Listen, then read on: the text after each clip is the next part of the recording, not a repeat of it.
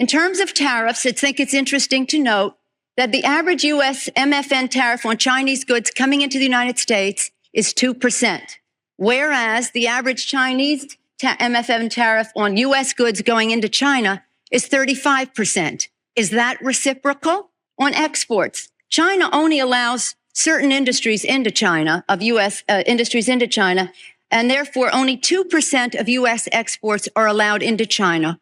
On the other hand, the U.S. allows China to flood our markets with a third of their exports, and that'll probably go over 40%. And it's limitless because we have not placed any restriction. In terms of jobs, this is the biggest and cruelest hoax of all.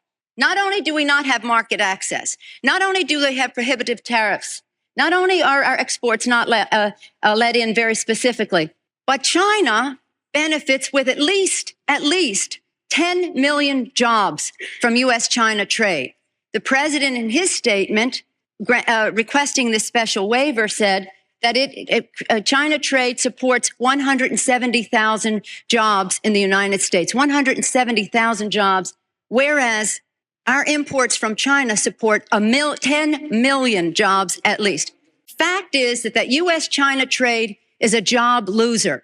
And one of the reasons that it is because well, first let me just make another point, and that is that our colleagues on the other side of this issue will say that trade with China, exports to China have increased 3 times in the last 10 years. They have. But they fail to mention that imports from China have increased 11 times, thereby leading to this huge trade deficit. The other issue, in addition, if intellectual property is a $2 billion, $3 billion loss, technology transfer is in the hundreds of billions of dollars. If you want to sell to China, your products into China, the Chinese insist that you open a factory there. They misappropriate your technology, open factories of their own, and then say to you, now we want to see your plan for export. That's as simply as I can say it briefly. But the fact is, this isn't about products made in America. The Chinese want American products that are made in China. And the most serious of these transfers of technology are in the airline industry, where Boeing tail sections of the Boeing 737s were mostly made in Wichita, Kansas. Now they are made in Shen province, where workers make $50 a month. And they had the transfer of the technology and the transfer of the jobs has taken place. General Motors, Ford, they're all fighting to get in to build factories there so they can make parts there. They want MFN so they can get those parts back into the United States. So we are exporting not low-tech jobs and textile jobs.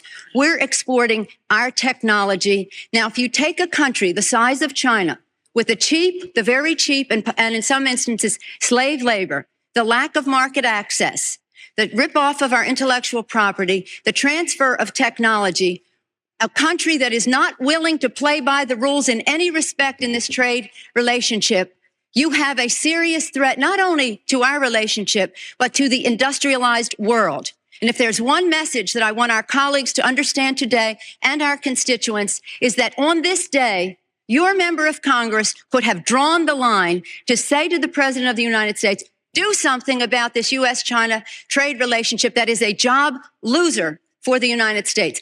And this brings us to the point that others have said, well, we can't isolate China. Do you think for 1 minute that with 10 million jobs at least, and $35 billion and be over $40 billion this year in a trade surplus, all those billions of dollars in surplus, that the Chinese are going to walk away? Where are they going to take 35 to 40% of their exports?